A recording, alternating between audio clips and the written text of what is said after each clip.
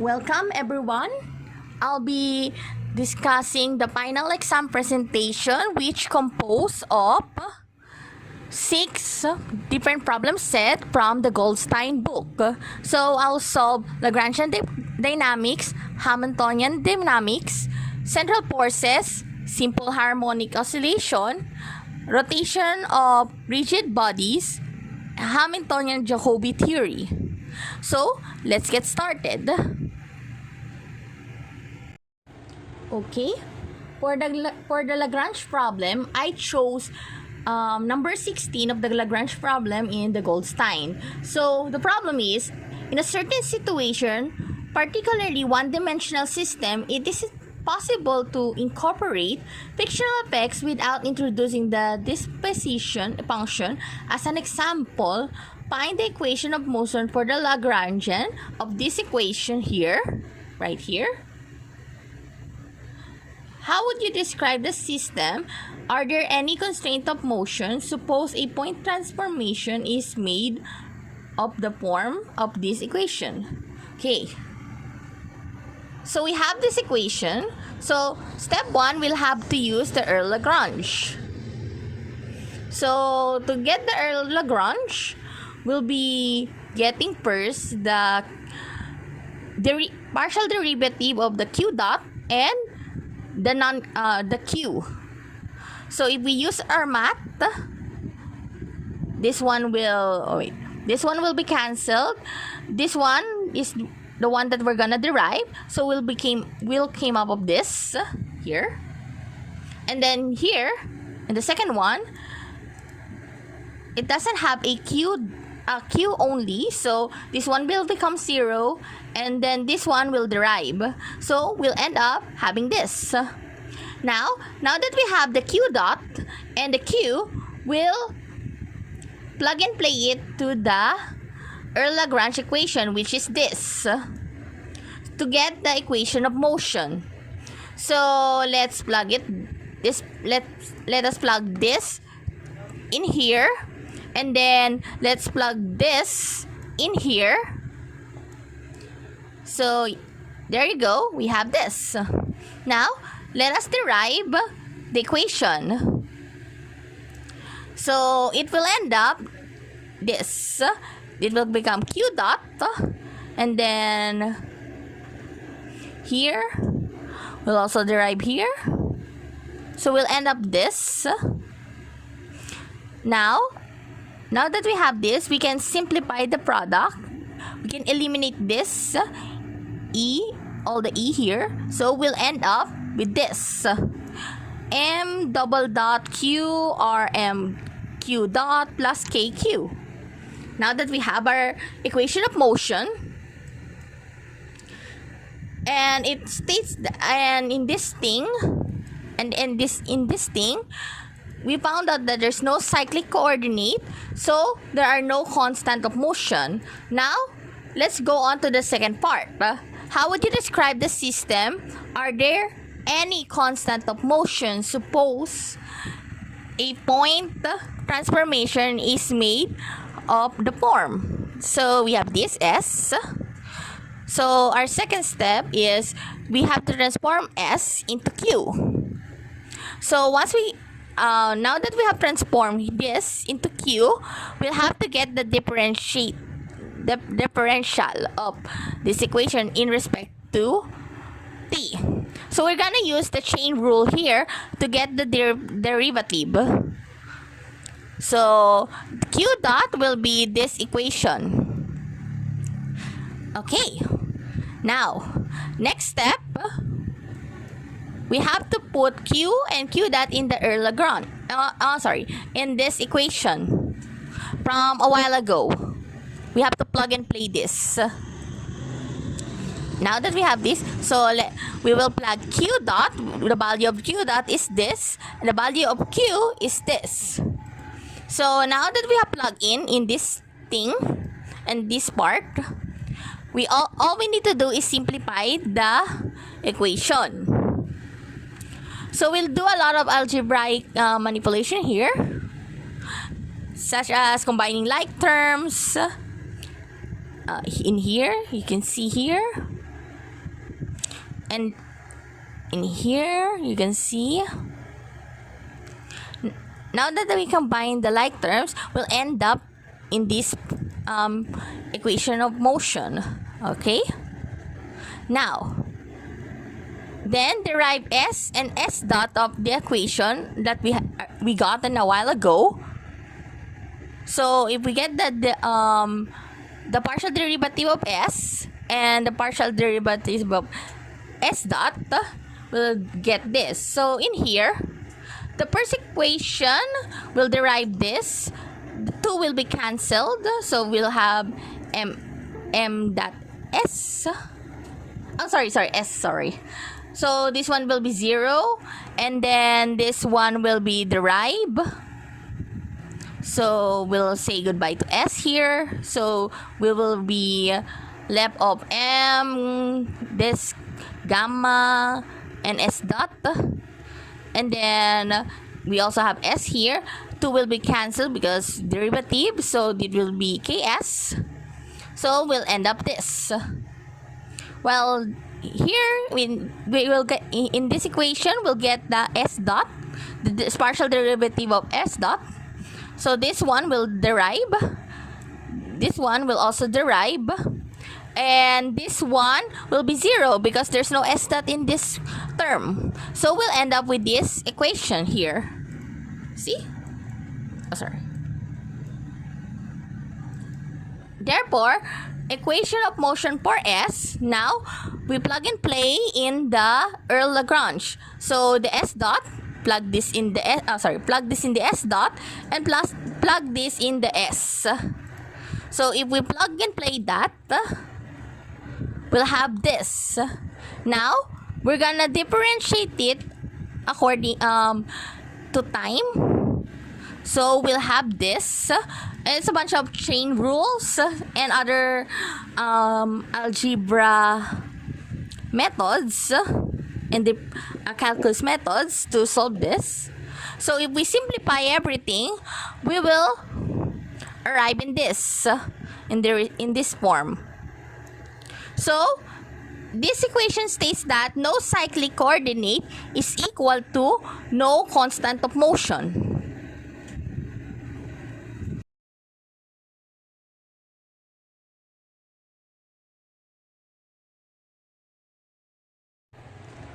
Okay, for my chapter 8, for my Hamiltonian problem, I chose number 19 of the Goldstein book. So, the point of suspension of a sample pendulum of length L and mass M is constrained to move on a parabola. Z is equals to ax squared in a vertical plane. Derive a Hamiltonian governing the motion of the pendulum and its point of suspension. Obtain the Hamiltonian equation of motion. So, we have this equation. We have this given here. So, our first step is to set up the coordinates. So, our x-axis here is x plus L sine. If we're gonna draw this, it will look like that. And then for our z is ax squared minus L cosine. So if we derive this, we'll have this. And if we derive this, we'll have this. Okay. Now that we have the coordinates, to use the Hamiltonian equation, which is h is equal to t plus b. So we have to so first we have to get the t, or the kinetic energy. So 1/2 mb squared, or 1/2 x dot squared plus z dot squared. So we have this for the kinetic energy, this one right here. Here, see here, and then plug in the variables. So x dot squared.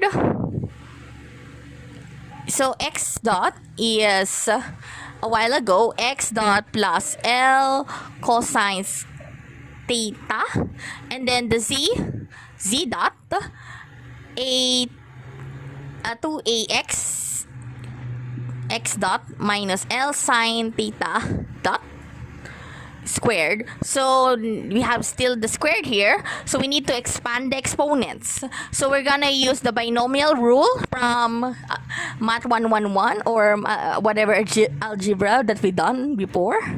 So here we're gonna expand this. So once we expand this, we'll arrive in this thing. Then we're gonna combine the like terms here. Now that we have combined the like terms, we'll end up in this one. So how come it disappeared the sine square? We're gonna combine the like terms, and then remember the rules: sine squared plus cosine squared, that will be 1. So if we combine everything here, this would be this will arrive. So for example, okay, we're done from step 2. So we're gonna use the trig function to further simplify this. And then now that we have the kinetic energy, which is this, let's plug and play with potential energy. We know that potential energy is mgz, or height. So we're gonna plug and play mg, whatever the value is, value is just c, not z dot. So the z value is ax squared minus L cosine theta. Now that we have potential energy and kinetic energy, we'll combine the two of them, T plus B. So let's combine this and this. So we'll arrive in this. So combine and arrange the like terms. So once we combine and arrange the like terms, we're now ready to do the Hamiltonian equation. So now that we have the combined like terms, so to get the equation of motion, x dot and theta dot. So in this one, we're gonna get the x, and in this one, we're gonna get the theta. Oh, sorry, this should be theta.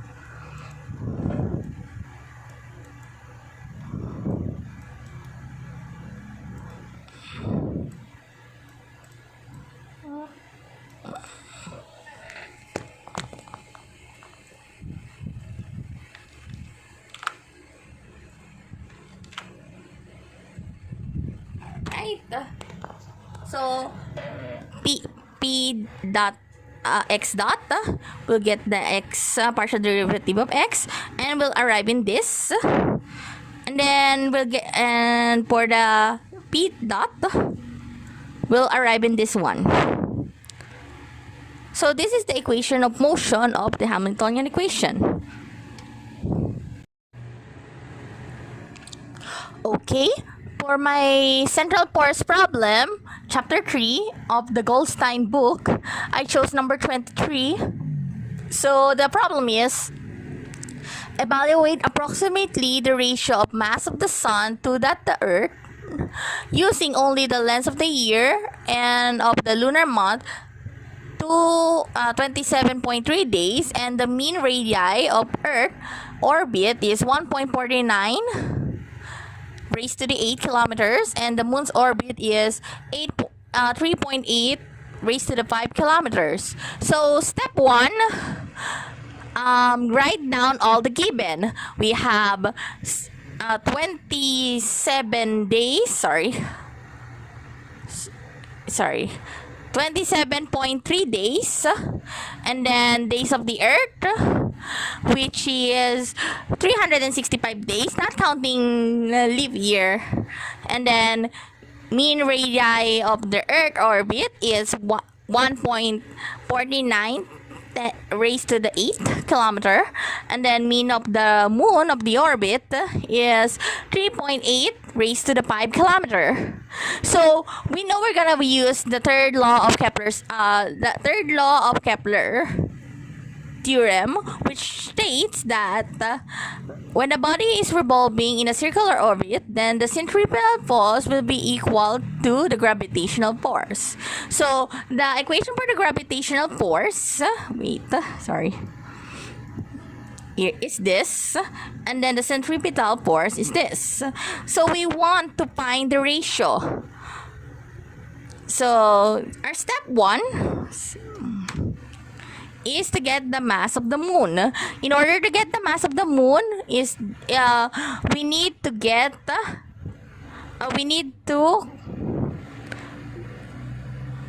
this one. So we have the centripetal force, which is equal to gravitational force. So this one will be cancelled here. Here you go. This one will be cancelled. There you go. And cancelled here. So we have B squared is equals to GMS over R. But we know that velocity is equal to 2 pi r radius E divided by T. Oh, sorry, this should be TS here. Yeah, sorry.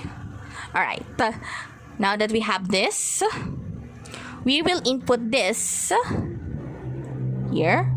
There you go. And we'll arrive to this. So we want this to be here alone to get the mass. So we need to transpose this here, transpose this here. So we'll arrive in this. Same procedure to get the mass of the Earth. Same procedure. So we got this.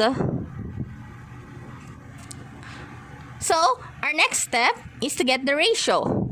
So ms, mass of the sun, over mass of the Earth. So this will be cancelled here.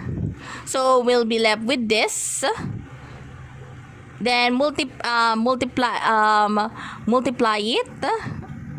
This, remember, this will become this, or TS squared here, and then R3S. So we'll arrive in this. Now that we have this is our final formula. We just need to plug and play everything here. So we'll arrive in this answer if we use our calculator and if we plug and play everything. And that would be our central force problem.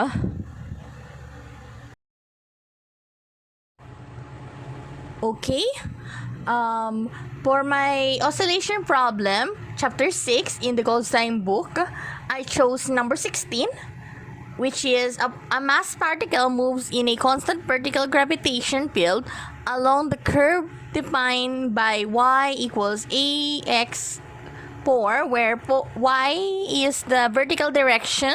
Find the equation of motion for small oscillation about the position of equilibrium. So we have this, y is equals to ax4. So we need to get first the Lagrangian of the particle. So Lagrangian is L equals kinetic energy minus potential energy. So for the first step, we get the kinetic energy. So 1/2 m x squared dot, and then let's plug in for the y dot. This is y, but we need to get y dot, so we need to get the derivative. So if we derive this, we'll arrive to 4ax3 dot. Now that we have this, let's plug it in here, and then let's plug in for the potential energy. The potential energy is this, mgy, or height. So we have our y is ax 4. So let's plug it in here. Now let's do algebra. Let's do some algebra expanding the exponent here. We're gonna expand this. This will be expanded.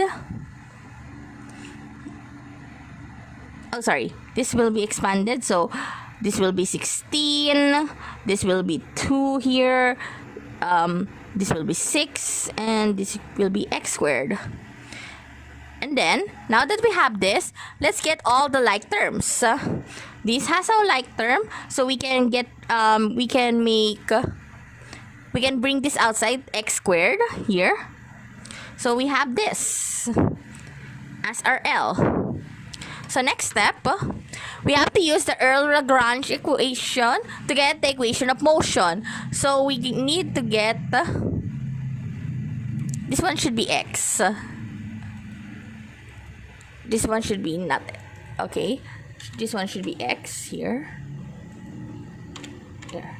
Okay. We need to get the x dot, the partial derivative of x dot minus x squared. The partial derivative of x here. So if we get the partial derivative, we'll be arriving in this formula.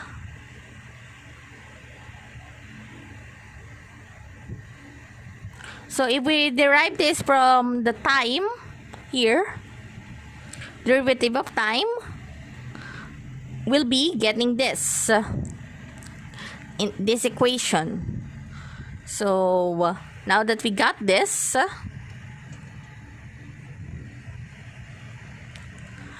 we will assume that the small oscillation approximation, we will disregard the higher values such as 5x, 6x in the term. So this one will be cancelled, this one will be cancelled, so will be remain this mx double dot and this one.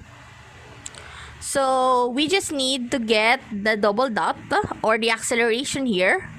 So we need to divide the m. So m will be cancelled here. So we'll end up with double dot x is equal to negative 4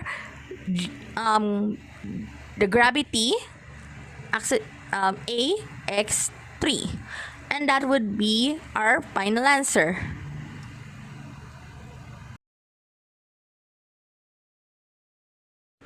Alright, we will derive, okay, in this problem, I chose in the rigid body, in the Goldstein book, chapter 5, problem number 4, which we have to derive equations of motion from equation 5.39, which is this, from the Lagrangian equation of motion in the form of this equation for the generalized coordinate of psi.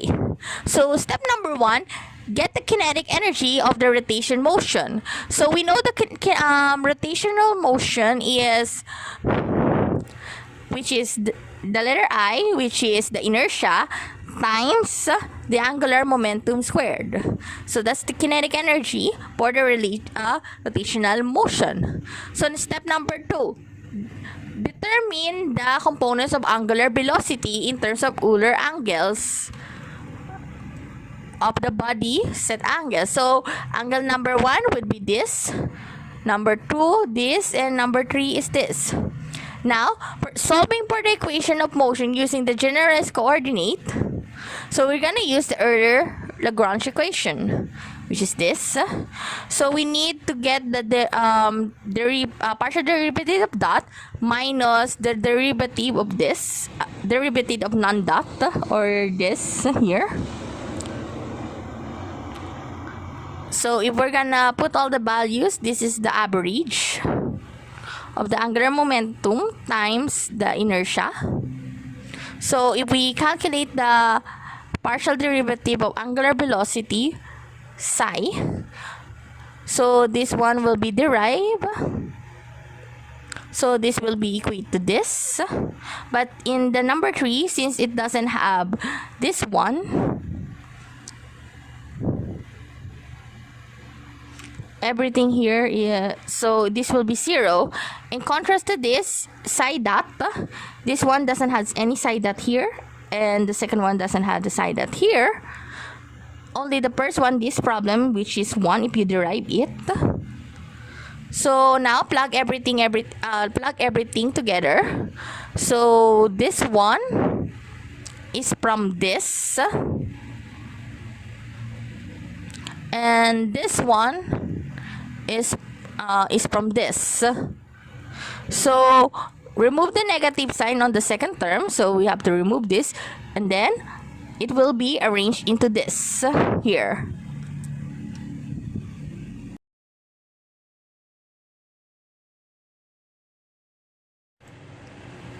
Okay, let's start for the chapter 10. So, Hamiltonian Jacobi theory. I'm gonna solve problem number 8. Suppose the potential in a problem of 1 degree of freedom is linearly dependent upon time, such as that the Hamiltonian has the form. So, H is equal to P squared over 2M minus MATX, where A is a constant. Solve the dynamical problems by means of Hamiltonian principle function under the initial condition t is equal to 0, x is equals to 0, and p is equals to mbp. So we know the Jacobi equation is this. One is this. So we postulate the solution in the form of sxt. So here, so the equation will become this one. So how did we get this? We just substitute everything. Here, we just substitute here, and we just substitute here. Okay. Now that we have this, get the matching power of x, we obtain here the derivative. So now that we have this, we have to integrate this, and we'll arrive this in this. Then next step, where p is the momentum and p dot is equals to 1/2 to m here. So we are gonna substitute the values that we got a while ago. This one.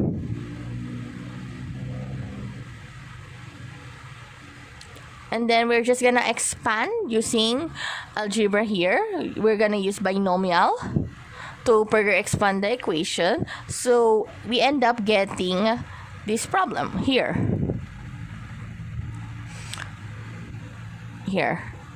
Now that we have this, we have to integrate this again.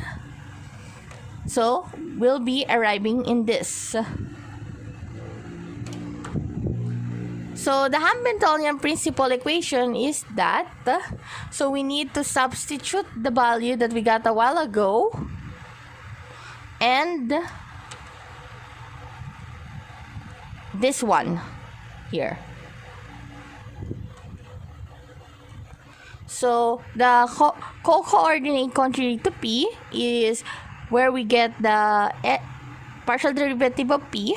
So we're gonna look for p for everything in here. So this one has a p. So this one doesn't have a p, so it will not be cancelled. This will be cancelled.